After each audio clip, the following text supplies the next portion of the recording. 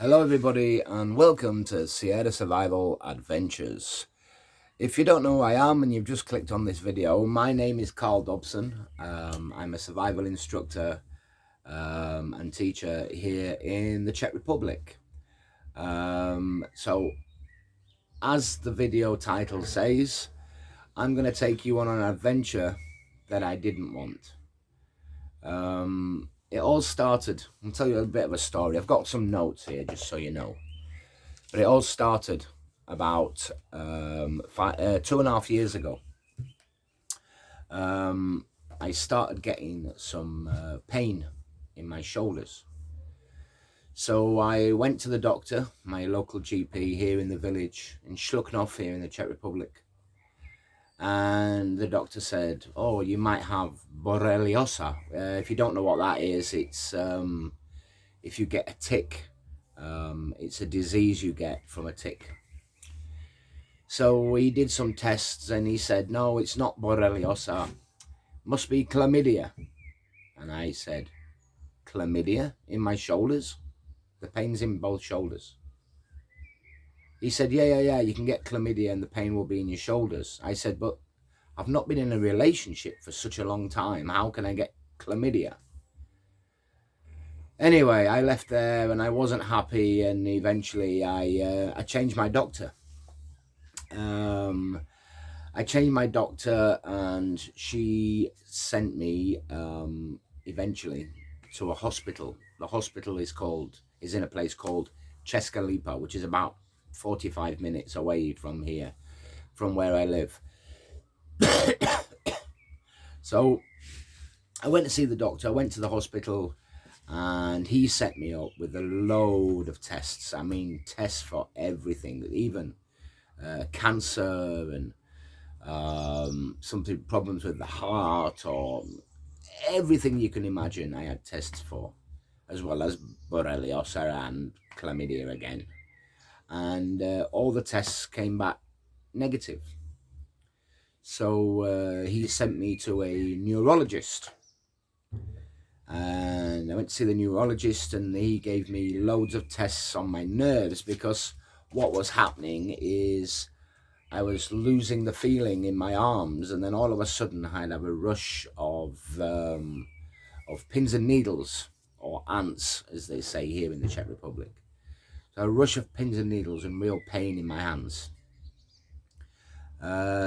With that pain, obviously things started getting worse. The pain in my shoulders, in my back. When I had all these tests for nerves, and they sent me to another hospital for electric shock tests, which wasn't nice and didn't help. That was quite funny. The doctor gave me the shock without telling me. I lifted about a foot off the table, landed again, and I called him a few names, as you can imagine. So then I went back to this neurologist and he's looking at all the paperwork. He said, okay, we'll this is the first time, by the way, we'll send you for an x-ray. So I went for an x-ray. In the x-ray, he didn't find anything. He said, but what we'll do is we'll do another test and see what else we can do, MRI.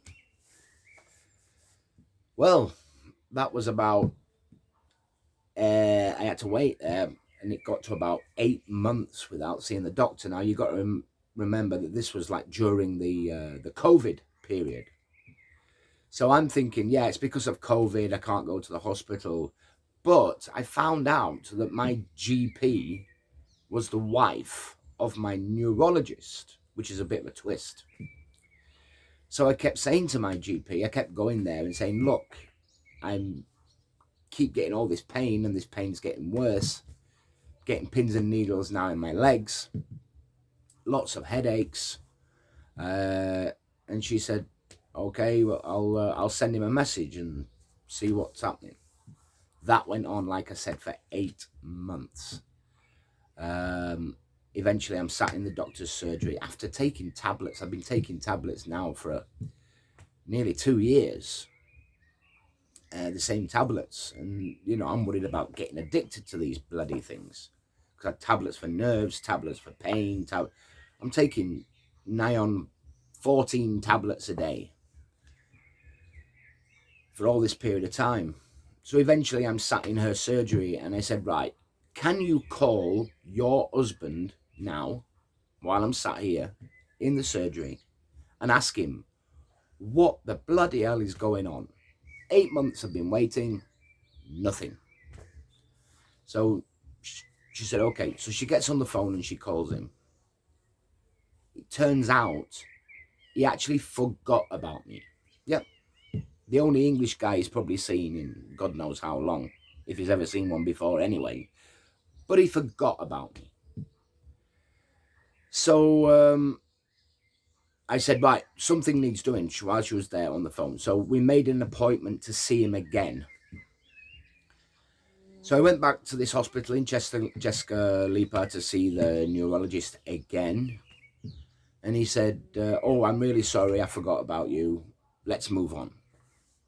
So he said, right, we need to plan you in for a MRI.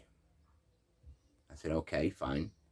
I have a problem, I've got claustrophobia. So they had to actually knock me out to do the MRI scan. But while I was in hospital for a couple of days, I think it was 3 days, they did further tests because it'd been so long since he did the last tests. And obviously the situation got worse and worse. So they wanted to do the MRI plus a lot of the tests that I'd had done before. A lot of the tests that I'd done before was null and void, let's say, because it's been in nearly a year and a half since the first test, and then the 8-month wait, so on. So I had the MRI, and eventually they found a problem. And the problem was I have in my vertebra back here, my cervical spine, I've got bone that's, well, let me see this. There's a hole, and inside the hole is your vertebra, and through your vertebra goes your spinal cord. But what I had was bone on the inside of the vertebra that was cutting in to my spinal cord. And they found all this out after, another few weeks of waiting for the results to come back. And I went to see him for this appointment. Now, the guy speaks English, so I didn't have to take anybody with me. And he sat there and he said, right, okay, you've got this problem. The bone's cutting into your spinal cord. And you've probably got about 5 years and you'll be paralyzed from the neck down. Yeah, massive blow. Yeah, paralyzed. And I said, okay, well, where do we go from here? He said, I don't think I can do anything because the operation is too dangerous. It's cutting into your spinal cord, and if we cut your spinal cord, then you'll be paralyzed now. So he said, I'm sorry, there's nothing we can do. And that was it. He sent me home. He said, sorry, mate, bye, have a nice life. Enjoy being paralyzed in 5 years. Well, he didn't actually say that, but that's how I felt. So obviously that was a really, really bad period. That was in October last year, 2022. Oh yeah, I didn't mention the year, did I? This is 2023. If you're watching this in a few years' time, you know what this is. So I had a mental breakdown. Obviously, I'm ex-military, and I find it hard to talk to people about things. And obviously I'm trying to deal that with myself in a country where it's really hard to communicate with people. I just couldn't do it. I just couldn't talk to anybody. And eventually, I had a mental breakdown. So anyway, this went on. And then in just after Christmas, I think it was. Well, no, I actually went into Christmas and I thought, right, you know what? I mean, I was depressed at school from October till December. I was really depressed. I didn't want to be at work. I was you know, probably bad. I mean, I'm a teacher, for God's sake. You can't be like that in front of students. So I said to myself, right, okay, I'm going to be paralyzed in 5 years. I've got a beautiful girlfriend. We're fantastic together. I'm going to deal with this, and I'm going to try and pick myself up. So I went back to work after Christmas, and with a kind of new frame of mind, but still in my head, I've got this thing, you know what? In 5 years, you're going to be paralyzed. So I bought a motorbike. Yeah, I just wanted to try and live the best. I rebuilt a motorbike in that period as well. This is the beginning of 2023. In that first few months, and then I got invited to dinner by one of the families of one of my ex-students, and a massive shout out to them. You know who you are. I don't have to start shouting out names, but I went for dinner. Just, you know, chance, come for dinner, Carl. You know, come and have something with us. So I went down there. Anyway, the father and mother was saying, so how are you? You know, we know you've not been very good. And I was telling them about what happened, and they were shocked, absolutely shocked. And the mother said to me, hang on a minute, I've got a friend. I'm going to call this friend. I went, okay, I mean, anything, come on, anything, I don't know, I'll do anything. So she calls this friend of hers, and she said, okay, he's going to call you. I said, but who is he? It turns out he's the number one neurologist in the whole of Czech Republic. Benish, I think his name was. Benish, Dr. Benish. Quite famous. Number one, top guy. So I waited a couple of weeks, and he called me, and he said, right, well, what I want you to do is get all your papers from the hospital in Česká Lípa and send me everything. The MRI, everything. So we did that. We sent him everything. He called me a couple of days later, and he said, okay, we're going to get you an appointment with the top spinal doctor in the Czech Republic, Mr. or Dr. Vanek. So he's going to make an appointment with you, with his secretary. So we contacted his secretary, or my girlfriend Pavlina contacted his secretary and said, you know, we need an appointment, this, that, and the other. Left an email and messages and never got back to us. And I thought, oh God, here we go again. So every week we're trying to call and send messages, and it turns out that Dr. Vanek was on holiday, and also she was on holiday. He was on an extended holiday, and he couldn't have any appointments, and she wasn't getting back in touch with me because obviously he wasn't there. So eventually she called my girlfriend and said, right, he's back here in 2 weeks. Let's make an appointment. So I made an appointment, and the hospital was the military hospital in Prague. So I travelled down to Prague with a colleague of mine who took me, because obviously driving at that point was a long distance, was a pain, and it's a 2.5 hour drive from here to Prague and back again. So he drove me down to Prague, my friend Philip, and yeah, I went to see this doctor, and he looked at my papers, and he looked at my MRI scan, and he turned the screen around on the computer, and he said, there's your problem. It's the first time I've seen this. I mean, you know, the other doctor didn't even show me. He says, there's your problem. So, yeah, we all know it's the, you know, the bone cutting into the spinal cord and this, that, and the other. And he said, you've got 2 options. You can wait 5 years in pain and then probably be paralyzed in 5 years. Or we can operate.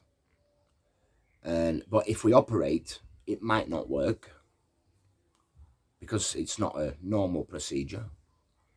He said, but we're going to operate.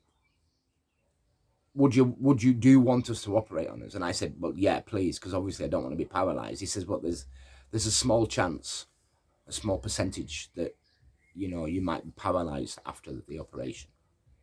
So I said, okay, let's go for it. I'm going to be paralyzed in 5 years, or I'm going to be paralyzed now. That was my mindset.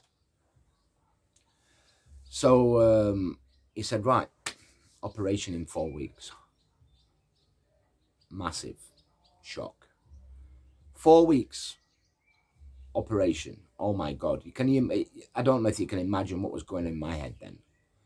Oh my God, I'm going to be paralyzed now in 4 weeks. That's my mindset. You know, I mean, there's that small percentage, 5% or 10% chance. So I'm working. I'm dealing with that. I'm trying to deal with that. And eventually, I went for the operation. That was last week. Me and my girlfriend went to Prague. It was our 2-year anniversary. We've been together 2 years. And she booked a beautiful hotel, and we stayed in a hotel and had a meal in a restaurant and everything else. I was up and down emotionally, but obviously normal. You know, I don't know if I'm going to walk next week. So I had the operation on Tuesday last week, the 19th of, what month are we in? Wait a minute. June. 19th of June, 2023. I had the operation. Obviously, going down to the operation, I was an emotional wreck. You know, I was bloody crying. I was shaking, and they're trying to keep me calm. And it was very funny. The anaesthetist, just before they put me to sleep, he said to me, Carl, he says, what's your favourite drink? And I said, Veterano brandy. He said, right, listen, I'm going to give you some Veterano brandy now. He says, and you're going to go to sleep. And when you wake up, it's going to be okay.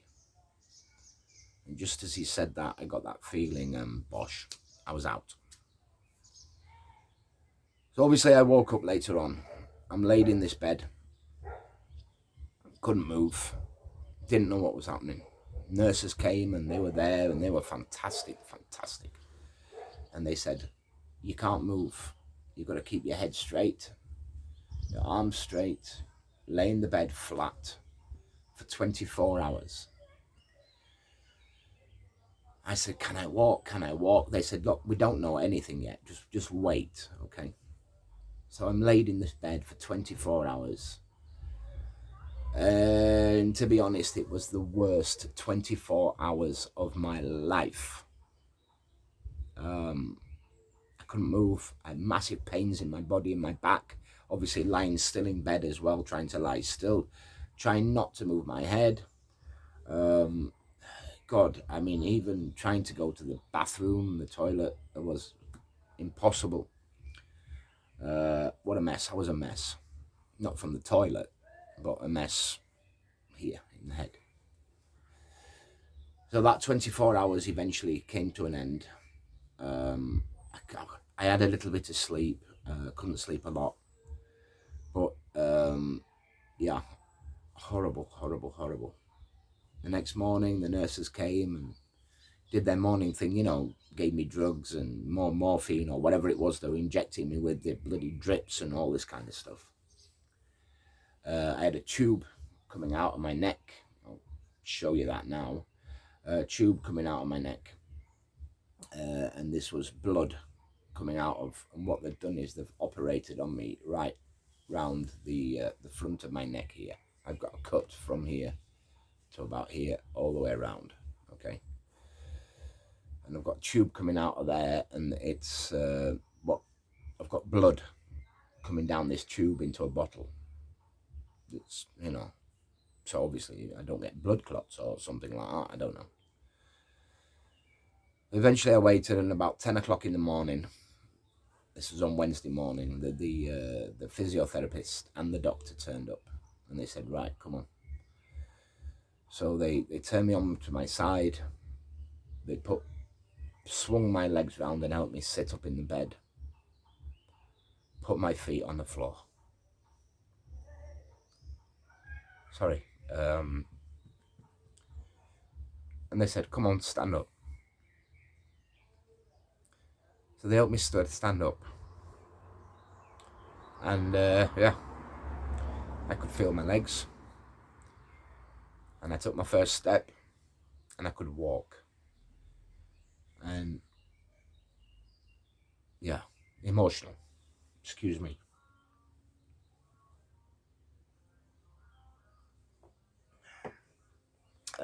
Yeah, sorry. Emotional. And the doctor said, yeah, the operation's gone really, really well. So at that point, he told me what they've actually done to me. So where the bone was cutting into my spine, they cut out that bone, and around my spinal cord, not the vertebra, the spinal cord, I've had a titanium ring inserted into my spinal cord. And this is like future-proofing, because if the bone decides to grow back again, it's not going to cut back into my spinal cord. So I've had like I said, I'll try and find a picture and show you a picture now.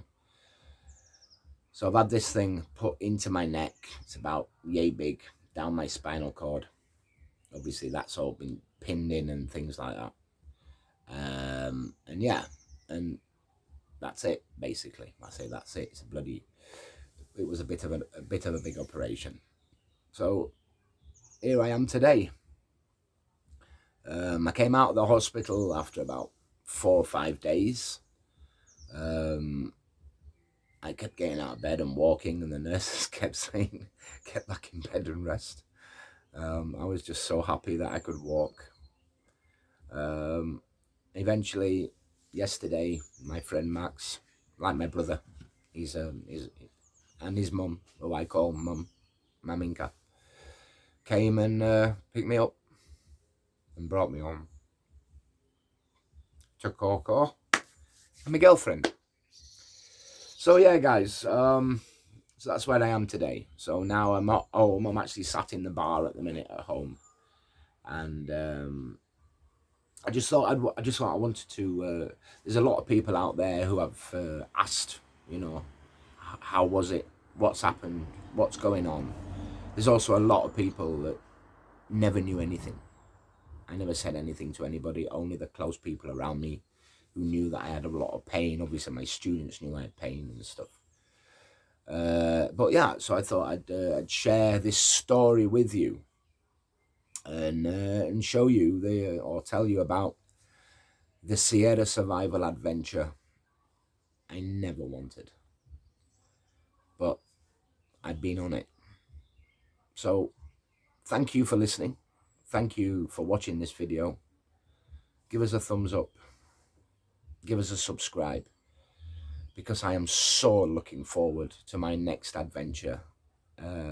When that will be, I'm not too sure.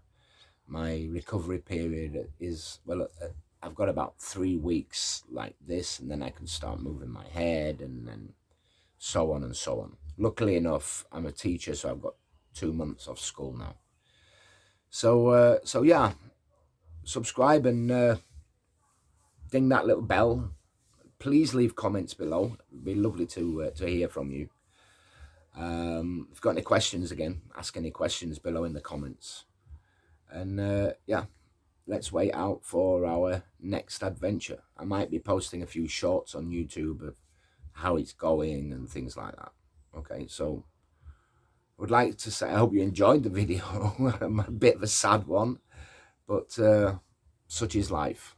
So anyway, take care, everybody, and I'll see you lot on the next adventure. Bye.